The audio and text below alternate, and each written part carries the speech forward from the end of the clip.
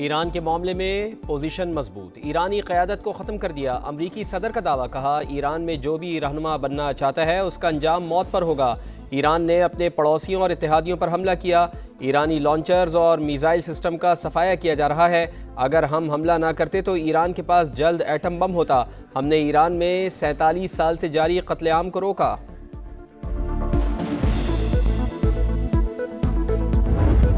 America खुली सफाकियत और बर्बरियत पर उतर आया। बहरी मशकों के लिए गए ईरानी जहाज पर हमला। आबदोस ने तारपेडो से निशाना बनाया। 140 से ज्यादा अफराद सवार थे। 87 की लाशें निकाल ली गईं, 32 को बचा लिया गया। दीगर की तलाश जारी। श्रीलंकन हुकाम के मुताबिक इमदादी टीमें मौके पर पहुंची तो जहाज का कोई निशान मौजूद नहीं था, समंदर में डूब चुका था। अमरीकी वजीर दिफा का ईरानी जहाज दुनिया को निशाना बनाने का इतरार। भारत ने ईरानी जहाज को मशकों के लिए बुलाया, अमेरिका ने तबाह कर दिया। मोदी सरकार अपने मेहमान की हिफाजत न कर सकी। अमेरिका का ईरान के बेस बहरी जहाज तबाह करने का दावा।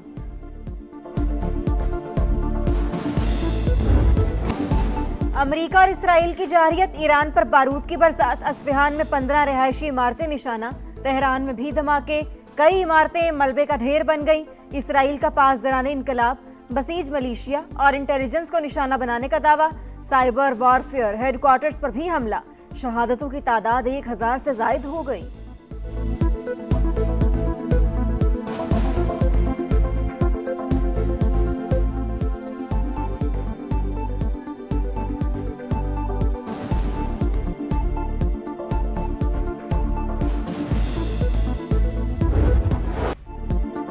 अमेरिका और इसराइल ने मशरिक़ वुस्ता को जंग की आग में झोंक दिया। हालात संगीन, ईरान की अमरीकी अहदाफ पर जवाबी हमले। मुत्तहिदा अरब अमारात, कतर और इराक पर मिसाइल दाग दिए।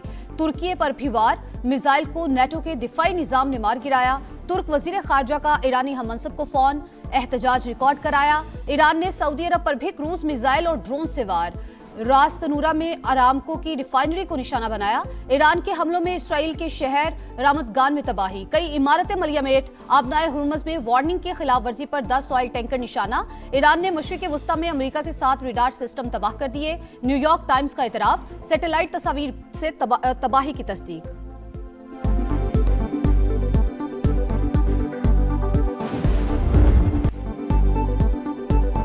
जंग से दूर रहने वाले ममालिक पर हमले बंद करें, कतर का ईरान से मुतालबा। अमेरिकी अहदाफ को निशाना बनाने का मौक़िफ़ रद्द कर दिया। अब्बास अरागची से गुफ्तगू में कतरी वज़ीर आज़म का कहना था एयरपोर्ट, LNG प्लांट समेत अहम कतरी तनसीबात को निशाना बनाया गया। फ़ज़ाई हुदूद की खिलाफ वर्जी की गई। हमेशा मुज़ाकरात और डायलॉग के जरिए मसाइल के हल की बात की। किसी भी जारियत का जवाब देने का हक रखते हैं।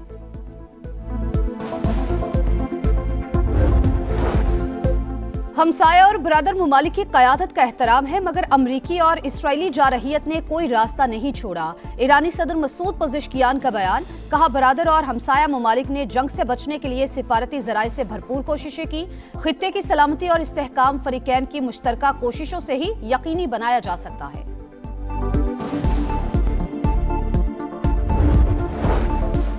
वज़ीर आज़म शहबाज शरीफ की खित्ते में अमन के लिए तामीरी किरदार अदा करने की पेशकश। लबनानी हम मनसब से टेलीफोनिक राबता। इसराइली जारहियत की मजम्मत। ईरान के खलीजी ममालिक पर जवाबी हमलों पर भी तबादला ख्याल। दोनों रहनुमाओं का खित्ते में कशीदगी कम करने और अमन की फौरी बहाली पर इत्तेफाक। नायब वज़ीर आज़म भी मुतहरिक। तुर्क और मिस्री वज़राए खारजा से टेलीफोनिक राबते। इसहाक डार का ईरानी सिफारत खाने का दौरा। आयतुल्लाह खामनाई की शहादत पर ताज़ियत का इजहार।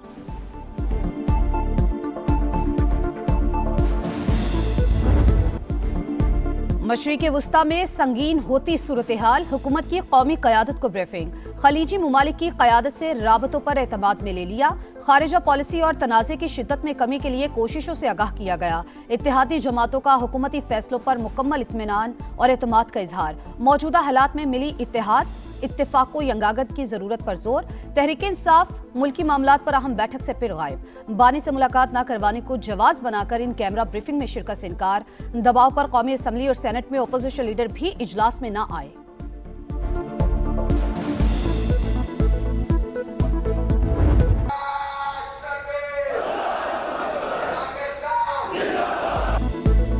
फितनल ख्वारिज और फितनल हिंदुस्तान पाकिस्तान के खिलाफ अफगान सरजमीन का इस्तेमाल कर रहे हैं। पाकिस्तान में दहशतगर्दी के लिए अफगान सरजमीन का इस्तेमाल नाकाबिल कबूल। सरहद पार से पैदा खतरे से निपटने के लिए अब जरूरी इकदाम करेंगे। फील्ड मार्शल आसिम मुनीर का ऐलान। जनूबी वजीरिस्तान का दौरा, यादगार शोहदा पर हाजिरी, अगले मोर्चों पर तैनात अफसरान और जवानों से मुलाकात, पेशा वराना महारत और बुलंद हौसले की तारीफ। फील्ड मार्शल को ऑपरेशन गजब लिल हक और पाक अफगान सरहदी सूरत हाल पर तफसीली ब्रीफिंग।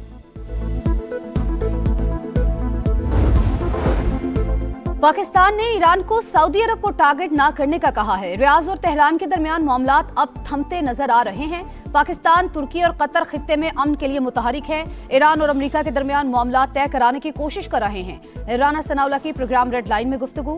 कहा, अफगानिस्तान में 95% अहदाफ हासिल कर लिए। अफगानिस्तान में असलहा जहाजों पर भारत से आया।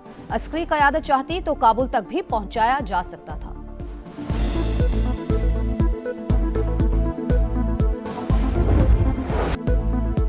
ऑपरेशन गजब लिल हक, पाक फौज की अफगान तालिबान रजीम के खिलाफ मौसर कार्रवाइयां। तुरखम के नजदीक दरअंदाजी की कोशिश नाकाम। तालिबान सरगना कहरमान साथियों समेत मारा गया। 50 मकामात पर दहशतगर्दों के ठिकाने तबाह। एक दहशतगर्द हलाक, 3 जख्मी हालत में गिरफ्तार। ऑपरेशन गजब लिल हक में अब तक अफगान तालिबान रजीम के 481 कारिंदे हलाक हो चुके। 226 चेक पोस्टें तबाह हो चुकी। 35 पर पाकिस्तान ने कब्जा कर लिया। 198 टैंक, बख्तरबंद गाड़ियां, तोप खाने तबाह।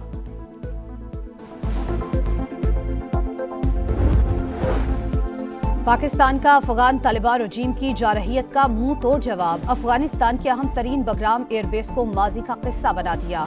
एयरक्राफ्ट हैंगर और 2 वेयर हाउसेज मलबे का ढेर। तबाही की सैटेलाइट तस्वीर मंजर आम पर। न्यूयॉर्क टाइम्स ने भी तस्दीक कर दी। अफगान वजारत दिफा का भी पाकिस्तानी फजाई हमले का इतराफ।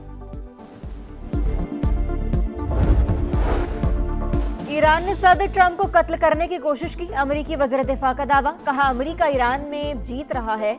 मजीद अफवाज मशरिक़ वस्ता पहुंच रही हैं। 1 हफ्ते के अंदर ईरान की फजाओं पर हमारा कंट्रोल होगा। जनरल डैनियल कैन का कहना है, ऑपरेशन पेचीदा और खतरनाक है, जल्द खत्म नहीं होगा। अमेरिकी सेंटकॉम ने अमेरिका के हलाक होने वाले फौजियों की तस्वीर जारी कर दी। 1 कैप्टन और 3 सार्जेंट शामिल।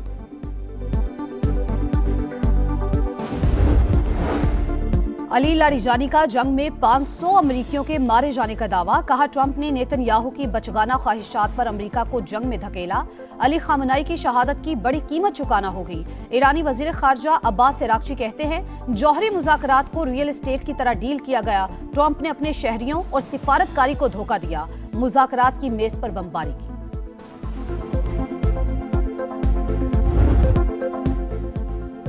आयतुल्लाह खामनाई की शहादत के बाद ईरान का नया रहबर आला कौन? सबकी नजरें मजलिस खबरगान रहबरी पर लग गई। नए सुप्रीम लीडर के लिए मुश्तबा खामनाई मजबूत उम्मीदवार। इसराइल की हरधर्मी बरकरार। नए सुप्रीम लीडर को भी निशाना बनाने की धमकी। विफाकी वजीर मवासलात अब्दुल अलीम खान से स्पीकर पंजाब असम्बली मलिक अहमद खान की मुलाकात। चेयरमैन कश्मीर कमेटी राना कासिम नून भी मिले। सियासी सूरत हाल और बाहमी दिलचस्पी के अमूर पर बातचीत। अब्दुल अलीम खान का कहना था, खित्ता जंग के दहाने पर है, वक्त का तकाजा है बाहमी इख्तलाफात से बालातर होकर सोचा जाए।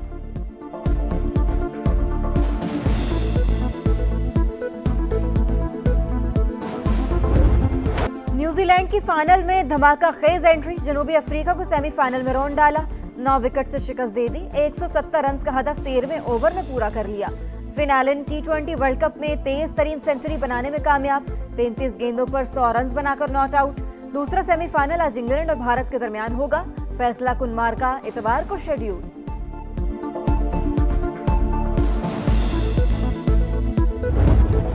T20 में नाकामी पर वनडे में कार्रवाई। वर्ल्ड कप में फ्लॉप बाबर आजम, साइम अयूब, नसीम शाह बांग्लादेश के खिलाफ सीरीज से बाहर।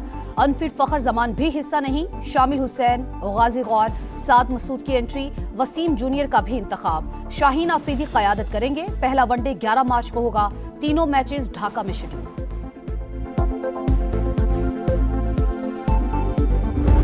इसके लिए अगर मैं कोच देखना चाहूँ ना तो मैं यूनुस खान को देखूं। मेरा नहीं ख्याल कि सरफराज को रखना चाहिए। उसको ग्रास रूट लेवल से शुरू करना चाहिए। अगर कोचिंग नीचे से शुरू करना चाहिए, मेरा ये ख्याल है। टेस्ट हेड कोच के लिए यूनुस खान बेहतरीन चॉइस। सरफराज अहमद भी जिम्मेदारी ना लें।